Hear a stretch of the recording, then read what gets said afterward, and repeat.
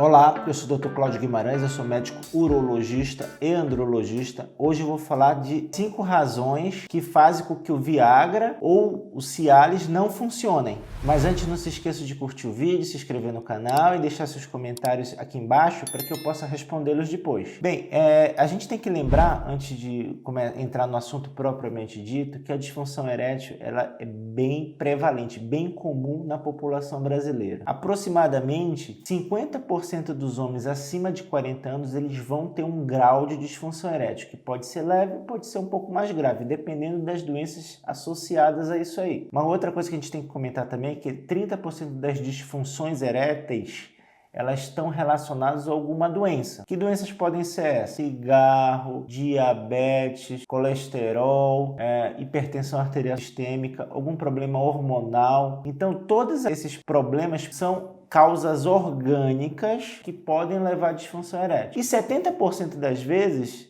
está relacionado a um fator psicogênico. Onde é que ocorre mais esse fator psicogênico? Principalmente nos jovens, pacientes que não têm doenças previamente conhecidas e apresentam disfunções eréteis esporádicas. Por exemplo, um primeiro encontro, uma situação de ansiedade, está com algum problema pessoal, familiar, financeiro, algumas coisas que podem ajudar a levar a essa disfunção. Então, esse grupo de pacientes entra no fator psicogênico. Qual é o tratamento de primeira linha para o tratamento da disfunção erétil? São as medicações orais, as medicações inibidoras da fosfodiesterase 5, que entre elas estão o Viagra, que é o sildenafil, o Cialis, que é o tadalafila, e essas medicações são conhecidas desde a década de 90 como medicações que promovem uma melhor ereção para o paciente. Antigamente a gente só tinha as medicações injetáveis a custas de papaverina e as próteses penianas, que antigamente tinham um espaço muito maior na urologia. Hoje em dia é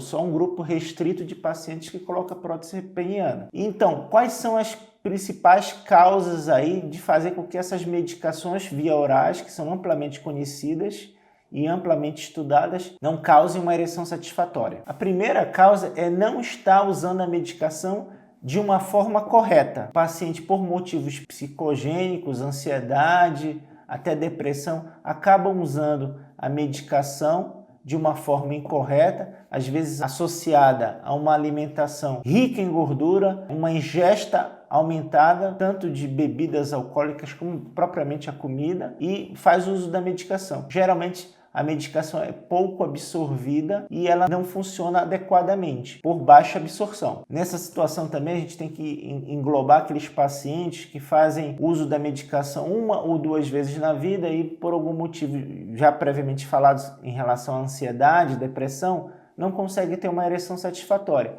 Para você falar que o paciente não consegue ter uma ereção satisfatória, você tem que usar pelo menos 6 a 8 vezes a medicação em ambiente tranquilo, de preferência com uma parceira fixa, uma companheira, a esposa, por exemplo, e aí realmente se a medicação não funcionar, aí você pode dizer que o paciente é resistente ao uso da medicação. Também nesse grupo a gente engloba aí aqueles pacientes que têm medo de usar a medicação, o Viagra ou Cialis, por achar que dá algum problema cardiovascular, o paciente vai infartar ou ter um problema de dor precordial. Então, esses pacientes acabam tomando subdoses de medicamento ou tomam uma medicação com uma baixa dosagem e não conseguem ter uma resposta adequada e falam que a medicação não funciona. A segunda causa para justificar que essas medicações não funcionem seria o uso crônico dessa medicação em subdosagens. O paciente usa a longo prazo essa medicação numa dosagem muito baixa. Por exemplo,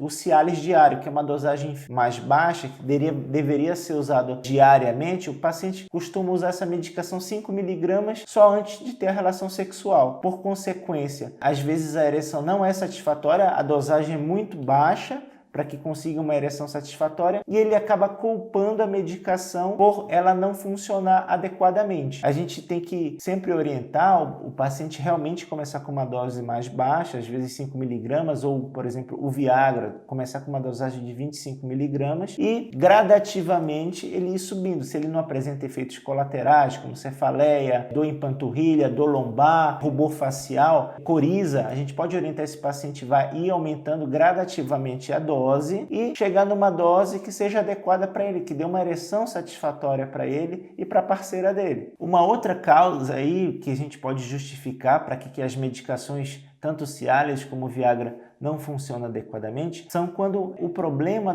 tanto da disfunção erétil, como por exemplo o problema do libido, estão relacionados a um problema hormonal, uma baixa da testosterona, uma baixa dos hormônios tiroidianos. Então, esse paciente, ele acaba fazendo um tratamento inadequado, ele tem uma baixa testosterona, uma testosterona em 250, 300, e está tratando com Cialis e com Viagra. Então, além da ereção não ficar tão satisfatória, ele tem um problema de libido grave, né, que não está sendo corrigido aí. Então, o tratamento está inadequado, não é que não funcione, acaba funcionando de uma certa forma, mas o tratamento fica inadequado. Então, em vez de fornecer medicações via orais, você teria que repor uma testosterona para esse paciente, que a medicação fique mais adequada e o paciente consiga ter uma relação sexual bem melhor. Outro problema aí que a gente encontra muito para justificar que o Viagra e o Cialis não funcionem são as doenças crônicas do paciente. Geralmente o paciente é hipertenso de longa data, faz uso de medicações para pressão,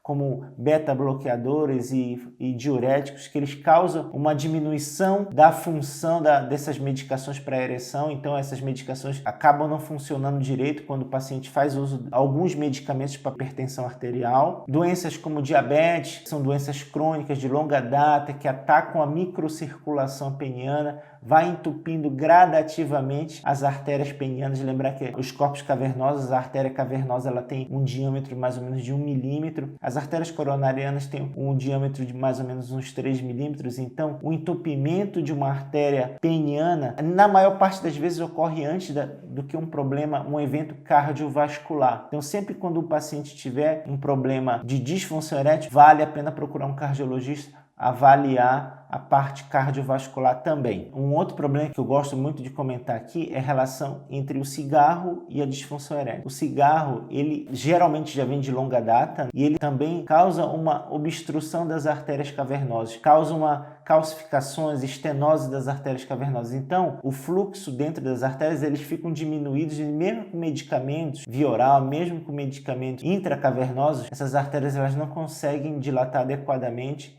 Então, compromete e muito a ereção do paciente. Às vezes, esse paciente tem que evoluir para um tratamento de prótese peniana. E uma última causa aí para justificar o não funcionamento do Viagra e do Cialis seria as doenças psiquiátricas, a depressão, a ansiedade, o uso de antipsicóticos que acabam abaixando muito o libido do paciente, muito mais até que a ereção. E aí o paciente ele não consegue ter uma ereção adequada, ele tem um libido bem diminuído e às vezes até muitos pacientes vêm procurando a gente no consultório com queixa de baixo libido, mas aí quando você colhe a história do paciente, ele faz uso dessas medicações antipsicóticas que atrapalham muito a função sexual desse paciente. E geralmente esses pacientes eles tomam Viagra, tomam Cialis e não respondem, mas não porque há algum problema da hemodinâmica peniana, mas sim o problema maior está aí relacionado ao uso desses medicamentos que atrapalham o libido do paciente. Então,